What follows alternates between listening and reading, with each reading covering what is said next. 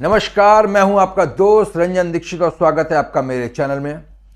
आज का टॉपिक जो है वो है एसबीआई का जो नया एनएफओ आ रहा है, एसबीआई बैलेंस एडवांटेज फंड। ये एनएफओ 12 अगस्त को ओपन हो रहा है और 25 अगस्त तक ये सब्सक्रिप्शंस के लिए ओपन रहने वाला है।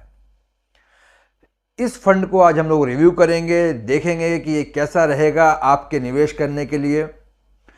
रिव्यू शुरू करने से पहले मैं थोड़ा सा आपको बैलेंस एडवांटेज फंड या कह लें डायनेमिक एसेट एलोकेशन फंड, वो क्या होते हैं और किस तरीके से काम करते हैं, इसके बारे में थोड़ा सा बता देता हूं। बैलेंस एडवांटेज फंड या डायनेमिक एसेट एलोकेशन फंड में मार्केट कंडीशन को देखते हुए तेजी के साथ डेट और इक्विटी के रेशियो को घटाया या बढ़ाया जाता है। बैलेंस एडवांटेज फंड जो है वो बेसिकली दो प्रकार के होते हैं। एक होते हैं काउंटर साइक्लिकल अप्रोच वाले और एक होते हैं प्रो साइक्लिकल अप्रोच वाले। हमारी इंडस्ट्री के ज़्यादातर फंड जो हैं वो काउंटर साइक्लिकल अप्रोच को अपनाते हैं क्योंकि ये समझने में आसान होती है। काउंटर साइक्लिकल अप्रोच में क्या होता है, ये अप्रोच इस चीज़ पर बिलीव करती है कि बाय लो सेल हाई, यानी कि जब भी मार्केट जो है एक्सपेंसिव दिखाई पड़ रहा होता है या जैसे जैसे एक्सपेंसिव जोन में जाता रहता है तो जो फंड होता है वो इक्विटी के पोर्शन को घटाता रहता है, यानी कि प्रॉफिट बुकिंग करते रहते हैं और डेट में होल्डिंग बढ़ाते रहते हैं। और जब मार्केट चीप दिखाई पड़ रहा होता है उस समय पे इनका इक्विटी एलोकेशन हायर साइड जाता है, यानी कि ये यहाँ पर डेट को कम करते हैं और इक्विटीज़ में अपने रेशियो को बढ़ाते रहते हैं। वैसे तो हर फंड मैनेजर की जो स्ट्रैटेजी है वो थोड़ा सा अलग होती है, उनके अपने मॉडल्स होते हैं, उनको ही फॉलो करते हैं, लेकिन ज़्यादातर इन प्रक्रिया को अपनाने के लिए वो पीई मॉडल्स या पीबी को चेक करते हैं। प्रो साइक्लिकल अप्रोच जो है वो बिल्कुल डिफरेंट है। प्रो साइक्लिकल थोड़ा सा टिपिकल होती है समझने के लिए। इसमें बढ़ते मार्केट में इक्विटी के पोर्शन को बढ़ाया जाता है और घटते मार्केट में इक्विटी के पोर्शन को घटाया जाता है। ये बेसिकली जो अप्रोच होती है ट्रेंड को फॉलो करती है। इसमें जो फंड मैनेजर है वो डेली मूविंग एवरेजेस को देखता है और ट्रेंड जो है उसकी स्ट्रेंथ क्या है उसको देखते हुए यहाँ पर फैसला लिया जाता है कि हमें इक्विटी बढ़ानी है या घटानी है।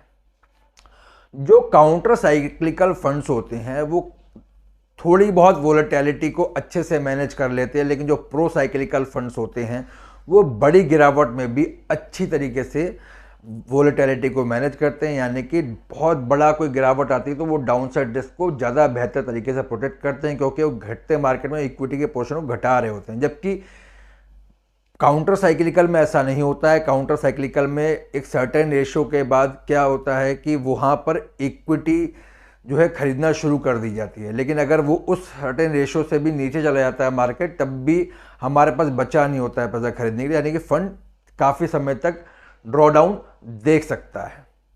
तो अब समझने वाली बात यह है कि एसबीआई का जो बैलेंस एडवांटेज फंड है वो कौन सी अप्रोच को अपनाने वाला है।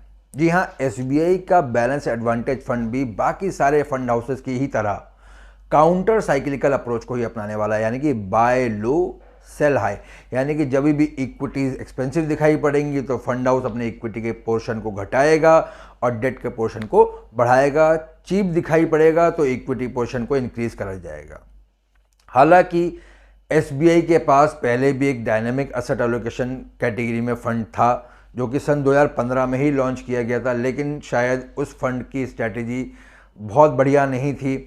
उस फंड को एसबीआई के डेट हाइब्रिड फंड में अभी इसी वर्ष मर्ज कर दिया गया है। उसी की जगह पे एसबीआई बैलेंस एडवांटेज फंड लेकर आ रहा है। हालांकि उस फंड की अप्रोच जो थी वो थोड़ा सा इनकम ओरिएंटेड ज़्यादा थी, उसमें टैक्सेशन को लेकर थोड़ा सा कन्फ्यूज़न रहता था क्योंकि कभी कभी वो डेट ओरिएंटेड हो सकता था। हालांकि अभी तक की हिस्ट्री में वो डेट ओरिएंटेड नहीं रहा है, हमेशा इक्विटी ओरिएंटेशन ही फंड का रहा, लेकिन कन्फ्यूज़न ना रहे इसलिए ये एसबीआई बैलेंस एडवांटेज फंड लेकर आ रहे हैं। SBI dynamic asset allocation fund के जो मैनेजर थे वो दिनेश बालाचंद्रन जी थे और इस फंड के भी जो मैनेजर हैं वो दिनेश बालाचंद्रन जी ही रहने वाले हैं। उनके साथ 3 फंड मैनेजर्स और होंगे। उनमें से एक जो हैं वो डेट पोर्शन को मैनेज करेंगे, दूसरे जो हैं वो ओवरसीज इन्वेस्टमेंट्स को मैनेज करेंगे और तीसरा उनके साथ देंगे इक्विटी पोर्शन में। दिनेश बालाचंद्रन जी का मैनेज किया हुआ एसबीआई का डायनेमिक एसेट एलोकेशन फंड काफ़ी अच्छी परफॉर्मेंस नहीं रही है, उसके बारे में भी हम चर्चा करेंगे। इसके अलावा एक फंड वो और मैनेज कर रहे हैं एसबीआई का कॉन्ट्रा फंड, जिसकी परफॉर्मेंस काफ़ी अच्छी है। चलिए अब समझते हैं स्लाइड्स के माध्यम से। तो चलिए जल्दी से देख लेते हैं पहले SBI dynamic asset allocation fund की परफॉर्मेंस। तो अगर आप देखें 1 साल, 3 साल, 5 साल और सिंस इंसेप्शन में अगर देखें तो 3 साल, 5 साल और सिंस इंसेप्शन की कैटेगरी में फंड ने कभी भी अपने बेंचमार्क को बीट नहीं करा है। 3 साल में जो बेंचमार्क ने रिटर्न दिया वो दिया 12.16% का, जबकि फंड ने केवल 6.54% का रिटर्न दिया, यानी ऑलमोस्ट हाफ, यानी कि बहुत ख़राब परफॉर्मेंस रही। 5 साल में अगर बात करें तो 11.95% का रिटर्न दिया है बेंचमार्क ने, जबकि फंड ने दिया है 8.34% का। और सिंस इंसेप्शन जो है वो 7.68% रहा है फंड का, जबकि बेंचमार्क 10.39, यानी कंसिस्टेंटली बेंचमार्क से काफ़ी अच्छे मार्जिन से पिटता रहा है फंड ये।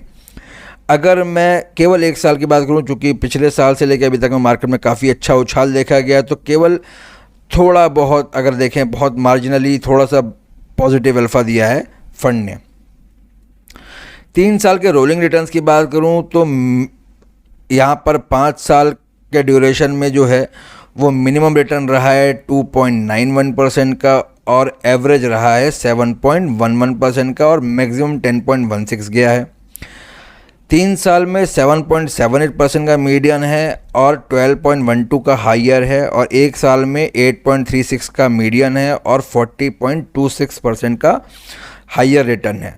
जबकि जो मेजॉरिटी टाइम जो रिटर्न फॉल कर रहे हैं हाइयर वाले, वो 8 से 12% के बीच में ही रहे हैं। अगर आप देखेंगे तो 25.34% जो है 8 से 12% के बीच में रिटर्न रहा है, 48.12% 8 से 12% और 40.94, यानी कि 1 साल 3 साल में मेजॉरिटी टाइम जो फंड ने रिटर्न दिया है वो 8 से 12% के बीच में दिया है। तो अगर मैं एवरेज रिटर्न की बात करूँ तो काफ़ी पुअर परफॉर्मेंस रही है SBI dynamic asset allocation fund की। रिस्क वर्सेस रिटर्न की कैटेगरी में भी अगर हम देखें तो फंड जो है सबसे नीचे दिखाई पड़ता है। यहाँ पर अगर आप देखें तो लो रिस्क तो है, लेकिन लोवेस्ट साइड पे है, मतलब 8% से भी कम का रिटर्न दिखाई पड़ रहा है, और लगभग 9.5% के स्टैंडर्ड डेविएशन के साथ। जबकि इसी कैटेगरी में डीएसपी का डायनेमिक एसेट एलोकेशन फंड है, जिसका डेविएशन इससे कम है और रिटर्न इससे बेहतर है। हालांकि टॉप पर जो जा रहा है वो ICC potential balance advantage fund है, एडेलविस का बैलेंस एडवांटेज फंड है, और आदित्य बिरला सन लाइफ बैलेंस एडवांटेज फंड है। पीयर कंपैरिजन की बात करूं तो भी सबसे खराब परफॉर्मेंस रही है। अगर आप देखेंगे तो शार्प रेशो में बॉटम पर है फंड, यानी कि बहुत ही ख़राब रिस्क एडजस्टेड रिटर्न्स हैं। डेविएशन में जो है वो 9.38% का डेविएशन है, और अगर आप CAGR सिंस इंसेप्शन रिटर्न की बात करें तो 7.70% का रिटर्न है। केवल 1 साल में रिटर्न थोड़े से बेहतर है, बाकी 3 साल और 5 साल में अगर आप देखें तो काफ़ी पुअर रिटर्न्स हैं SBI dynamic asset allocation fund के। अब बात करते हैं दिनेश बालाचंद्रन जी के दूसरे फंड की, एसबीआई कॉन्ट्रा फंड। ये जो है ये अपनी कैटेगरी में टॉप पर है, हालांकि ये सेकंड पोजीशन पर आता है। फर्स्ट पे आईसीसी पोटेंशियल वैल्यू डिस्कवरी, बहुत कंपैरिजन में अपने पीयर्स के बहुत कम डेविएशन के साथ बेहतर रिटर्न दे रहा है। अब बात कर लेते हैं इसके कैलेंडरी रिटर्न्स की, क्योंकि फंड तो काफ़ी पुराना है, लेकिन दिनेश बालाचंद्रन जी ने इसको 2018 से मैनेज करना शुरू करा, तो मैं 2018 से यहाँ पे कैलेंडर ईयर रिटर्न्स की बात कर रहा हूँ। यहाँ पे भी देखें तो 2021 में और 2020 में काफ़ी बेहतरीन रिटर्न्स दिए हैं एसबीआई कॉन्ट्रा फंड ने, ऑल्दो 2 साल ये नेगेटिव भी रहा है।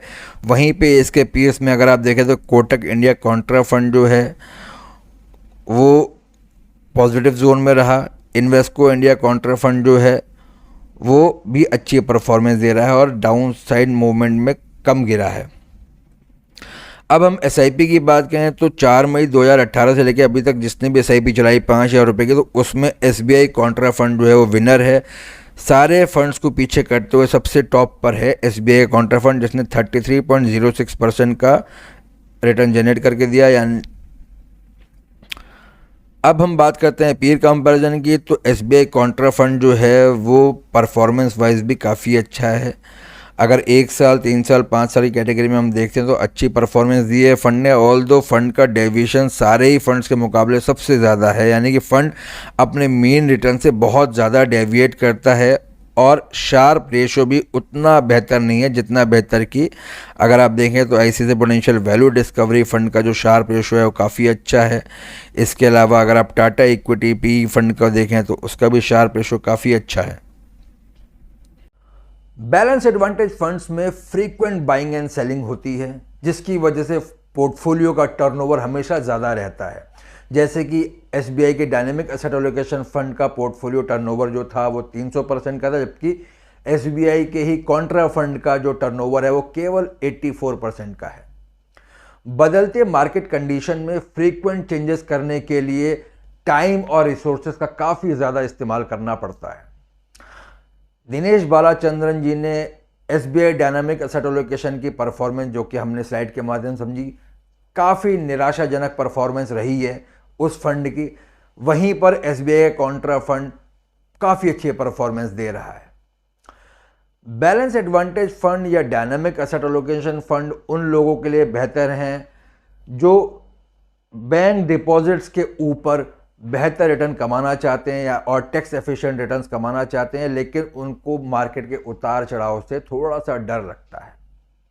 ये रिटायर्ड पर्सन्स के लिए भी अच्छे हैं, वो सिस्टमैटिक विड्रॉल प्लान के ज़रिए रेगुलर मंथली इनकम या क्वार्टरली इनकम अपनी डिसाइड कर सकते हैं। डायनामिक एसेट एलोकेशन फंड के ज़रिए तो दिनेश बालाचंद्रन जी ने काफ़ी निराशा दी अपने इन्वेस्टर्स को, लेकिन मुझे उम्मीद है कि इस नए एनएफओ में वो अच्छी परफॉर्मेंस दिखाएंगे और बेहतर रिटर्न्स जनरेट करके देंगे अपने इन्वेस्टर्स को। आशा करता हूं कि आप लोगों को वीडियो पसंद आया होगा। अगर पसंद आया है तो प्लीज़ लाइक और कमेंट करना ना भूलें। Thank you.